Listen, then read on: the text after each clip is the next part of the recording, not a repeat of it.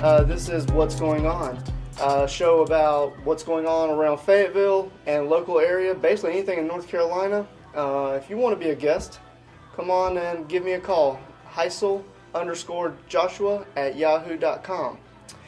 We are here with Jerome Lee Williams, Lili sometimes, and we have to give special thanks to Matt Crump for allowing us to use his location at Sandhills Music,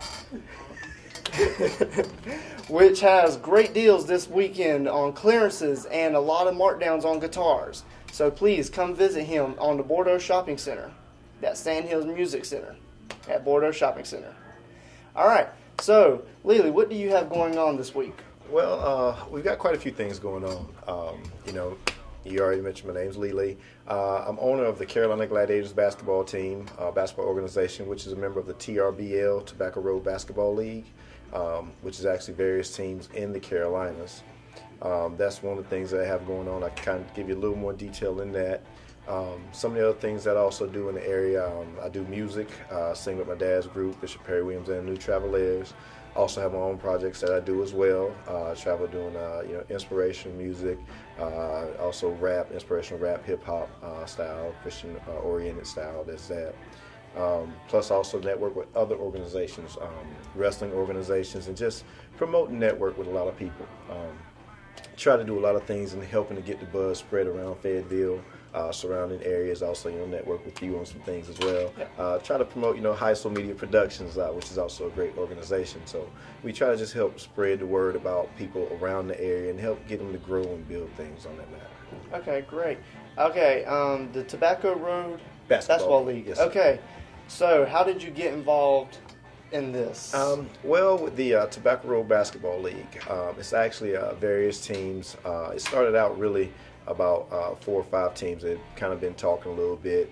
Everybody had been in some various leagues like the ABA leagues, the Eastern Basketball Alliance, and stuff like that. We kind of wanted to do something that was more centered around community and also more centered around the fact of teams being able to help area guys get exposure, get opportunities to play overseas, going to the NBDL and stuff like that, and guys to extend their playing careers. We kind of got a format together where we wanted to do something with teams in the Carolinas where teams wouldn't have to travel as far. We do our games on the weekends, which is good. And it's not really heavy practices through the week, so it allows guys to still do their work schedules and spend time with families. Some of the teams which, pretty much helped start this and helped create it, the guys from Wilmington Sea Dogs, Pete Janis, it was Mark Janis actually of the Cary Invasion. They're up there. And then we also have Chuck Palin, who now has the Johnston County Nighthawks. And then we've got Chris, who has the Prime Time Players there in Fort Mill, South Carolina. So we got a few different teams in the area. There's a lot of other teams out there I just didn't get a chance to name, but you can always check the site out, www.trblproball.com. So you can look on there and see the different teams, or you can go to the CarolinaGladiators.com page and click on teams and see the full list of teams. This year we've got about 11 teams in the league, so we got a lot of games playing. And it'll be running. My team is actually based out of Lumberton, North Carolina this year, but we have the Fayetteville crossover. Patrick Dupree, they're actually one of the member first teams in here as well in the league. And they're here out of Fayetteville at the John D. Fuller Senior Recreational Athletic Complex, and we'll be doing some games with them as well. Okay, great.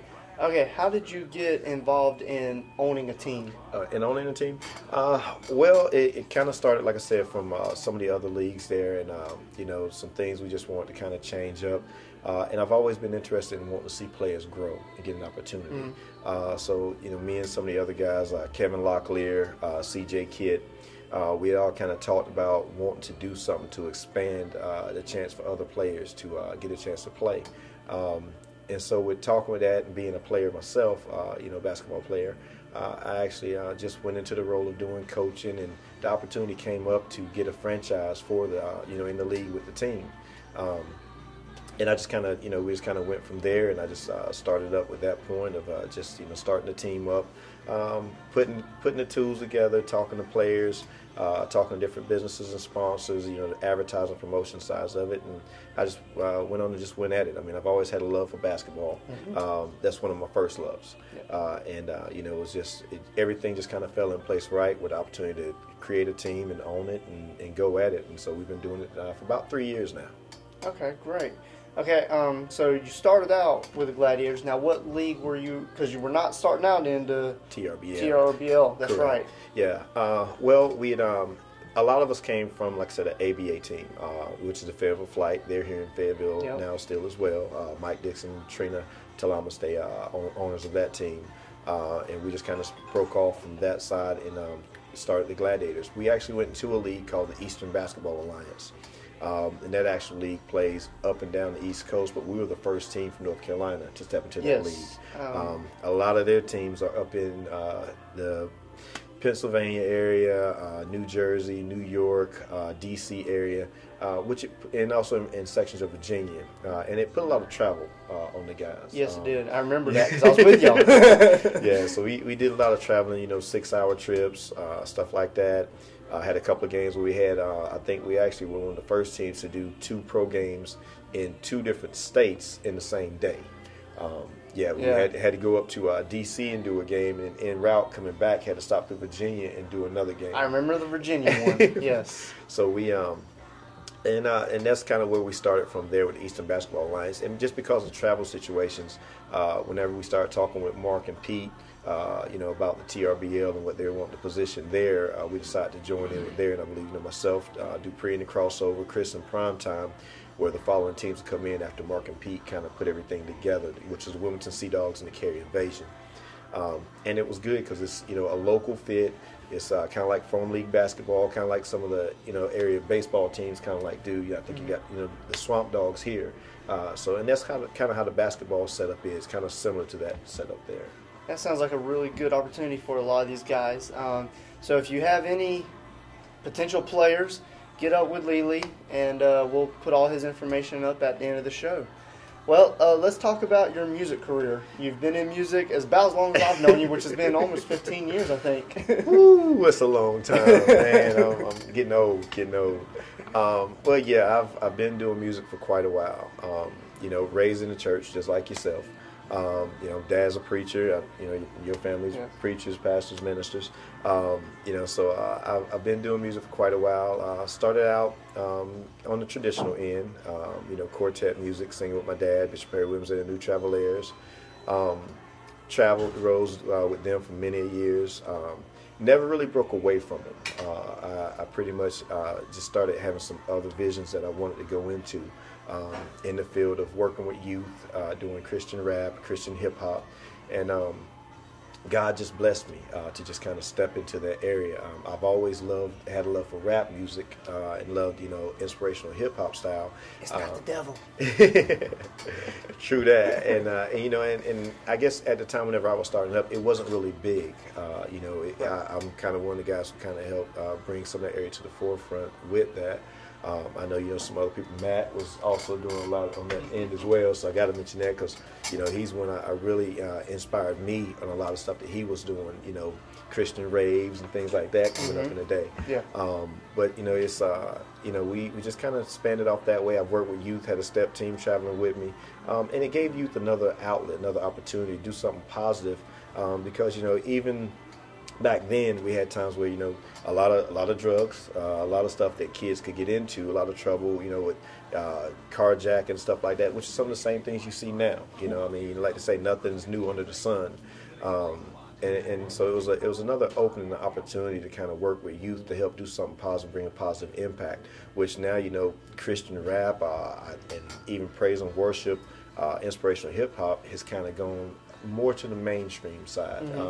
Before it wasn't allowed in churches, wasn't allowed hardly anywhere, so we just kind of had to do stuff, kind of at parking lots, shopping centers, anywhere we could get to, whether if we set up somewhere on the side of a street and just kind of, shared our message and, provided our ministry in that way. Now, I'm really thankful to see a lot of churches are open to it and bringing it in now. Right. Now, let's get real with it. What have been the real struggles being a Christian rapper, okay, then, you know, you've been invited to go to these secular events. One, you're disliked by the Christian community because you're already doing a hip-hop, which is, at the time, not biblically based. Yeah. We'll religiously say that. Yeah. And then you go into the secular world and you're promoting Jesus. Are you even accepted with them? So you're kind of in a ping pong. Yeah. Well, it does put you in a little bit of a bind, but you know, I have gone out and we've done some secular events, you know, that we've gotten booked to, and just to kind of, you know, shoot it straight forth on things, whenever I was coming up, it was actually hard because I had a lot of preachers that would fuss and argue, and I'm not going to say, you know, even my dad at one time really didn't care for it until he came to an event. Because he didn't know what it was about. Right. You know, he just heard rap, and you know, people just automatically think rap. They're thinking gangster rap. They're thinking certain things. But once he came to the event, he saw how the kids and the other adults responded to it, and he started seeing souls coming over to Christ. That changed it. They'd opened up a new look in it in a lot of ways. And with traveling, doing that, I've had more better response from people on the secular side who actually come up and be supportive and say, hey man, you know, I'm not really, they'll tell you I'm not really a Christian, you know, I don't really listen to that style of music, but I heard the message and there's something there, it caught me, and so they talk and they respond to it, and that's the thing that we want to do. I wish that more true Christian people would actually open up and understand it. It's a message. Traditional music has the same message. Praise and worship has the same message. It's about, you know, spreading the message of God and God's love, and you know, and how God brings you out. You know, a lot of people in the churches are afraid to go outside of the church. They want to stay within the walls, and they don't want to accept that. But they have to understand everything is a ministry. You know, and more preachers need to understand. I mean, even with your video productions, it's a ministry. Your ministry through this video production can bring somebody to the church and have them come to Christ. That's where the preachers have to realize, hey, we got somebody in this door. Now you can share your message and your part. It's more of a network and a team to spread that message. Absolutely. And so we battled a lot with it. You know, and you kind of have to, you can be a certain way, but then you have to realize, I don't need to go and try to force something down somebody's throat. Whenever we go to do events, we're like, hey, we pray before we start. You know, and we go in and we praise God and lift up the name of Jesus, and you know, and we feel like, you know, with doing that, whenever I go out and do it, my message is just take over. God is going to move. We don't have to force it. You don't have to rush it. You just let God do the work. You just do what He asked you to do. Right. That's how we normally try to do it at any events, at the secular and on the, you know, church sides. Okay, that's great. You know, and I'm a big supporter of the hard rock Christian bands, rap music. I'm a huge supporter of it because there's just not a lot of it that's spread out. It's more underground still. Yeah. And like you said, I remember those days. You'd pull up to a parking lot in that big orange van, that Scooby-Doo mobile. Yes, sir. And, you know, I mean, you know, I was with you. You know, I mean, I was 13, I think, at the time, and you know, hanging out, and you know, you just said, all right, set it up, let's do it, and you would do it right there. Now, with that, you were doing what was it? Was it Christian Thug or Gospel Thug? Yeah, we had Christian Thug then. Okay, totally humbled unto God. Yes, sir. Yeah. Now, where has that gone in recent years? Well, you know, with the way my schedule is, I did step back a little bit from the music side. You know, I've been doing more, you know, as far as with church and stuff like that, but I kind of stepped off from the music a little bit. I backed the Christian Thug style back a little bit, which we're going to bring that back out. Christian Thug gear is actually what it is. And the reason why the name came up, it was something that, you know, talking with a couple of friends, Dan DeBruler, which I know you know him, him, Deidre Frisbee, they had a organization that they created called Sick Twisted Christian, and it was kind of like an oxymoron in a sense. So, you know, the Christian Thug kind of came out from that. I mean, you know, I grew up in Hollywood Heights, known as a bad neighborhood, but, you know, everybody in the neighborhood isn't bad. Sometimes people bring things in to make things look bad. You know, but, you know, the Christian Thug, totally humble unto God is what it's about. And the way I look at the message is, you got a lot of people out there who try to be thuggish. They try to be hard. They try to act like they rule the streets. But you're not really a thug until you actually have given your life to God and you're totally humbled unto God. That's a real thug. Because you're able to admit, hey, I've been through something. I lived a life that might not have been right. I've done my wrongs, but now I'm trying to do the right things and live my life for the Lord. Because whenever you're trying to live your life for God, you'll see some real struggles. Because everybody's not going to be for you. People don't always side with you. You face storms, but you know how to pray to God and work through those storms in those times. Absolutely. And it's about being humble. You don't have to brag about what you have. You don't have to, go and show the world off everything you got. But being humble and being blessed about it, and you watch more blessings come to you. So the thug gear and the thug line will be coming back out soon. We just taking our time and working and angling it and just pushing out a little bit more with it. Okay. Well, we're going to try and change the subject just a little bit for time period. Let's talk about RWC. Let's keep it sexy. Well, RWC Ring Wars Carolina is actually the name of it, which is a wrestling organization here in Fayetteville, North Carolina, Hope Mills, North Carolina. Known those guys for years. Great group of people. Eddie Nightstick Brown, Tony Hang Time James.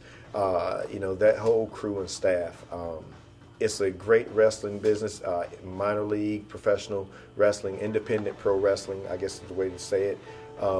I'm actually one of the announcers for them. Also, I do a little bit of wrestling every now and then here and there with them. My wrestling name is the Keep It Sexy Superstar, in which we just do K period, I period, S period, S period. So Mr. Kiss. He's a wannabe pimp. And so, I do come out with the little long white fur coat, things like that. So it is kind of like, the pimp street style, stuff like that. And I really love what I do there. The announcing side of it, I love it a lot. Get to interact with a lot of wrestlers. Get to showcase a little bit of my comedy side too with them. Yeah. So on the comedy end, I get to do that with them. But they travel all over the Carolinas as well, doing events. Let me see. They do the John D. Fuller Senior Complex here in Fayetteville. Yeah. They do the Lumberton Indoor Flea Market in Lumberton, North Carolina. They also have places they do in Red Springs and Rayford at Hoke High School in Rayford. I know they tend to go at places and do things at Raleigh and also Wilmington areas. So they stay pretty busy, which is pretty good because they're mainly on the weekends as well doing events. But you definitely is something you want to check out. If you're a wrestling fan, you'll love it. If you love family entertainment, family fun entertainment, because it is family oriented. It's not a raunchy type wrestling show. No, it is a family based wrestling deal, and it's affordable. Right, and the thing about Ring Wars, what I like, they are very family based. Yes. Eddie and Hang Time, they definitely if you don't do it, family oriented, they don't want you. Yeah.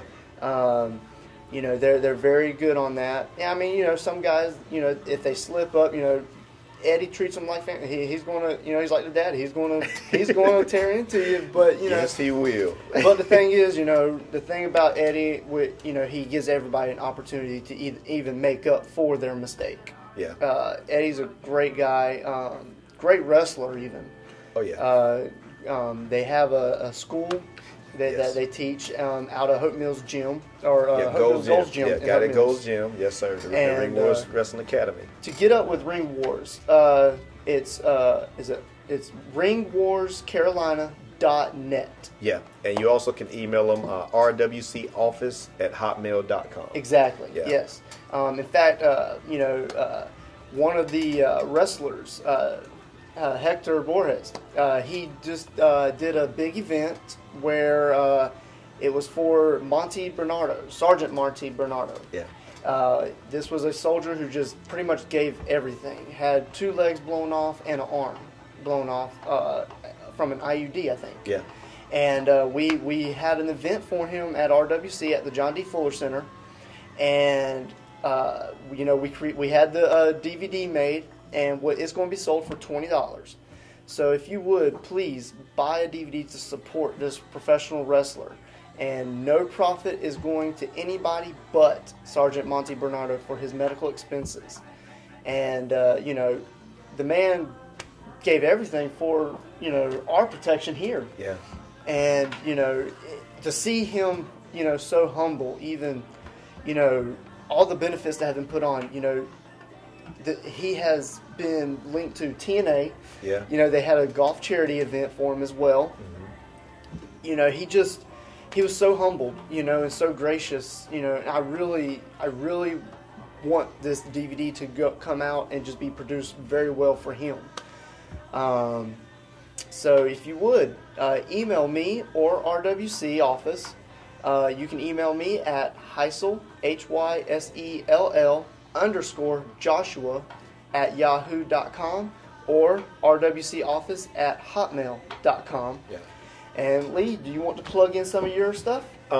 Just remind everybody, you know, make sure you check us out, Carolina Gladiators, you know, www.carolinagladiators.com or carolinagladiators@gmail.com.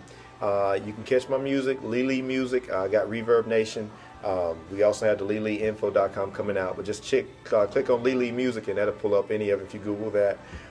And also, you know, got to give a shout out to Matt once again. Definitely check out his store, Sandhills Music. Absolutely. You're always doing a great job here. Great specials. So all y'all musicians, artists, and wanna-be artists, come out, check out the stuff. Buy some of his merchandise he's got here. Great specials here. You already plugged the RWC.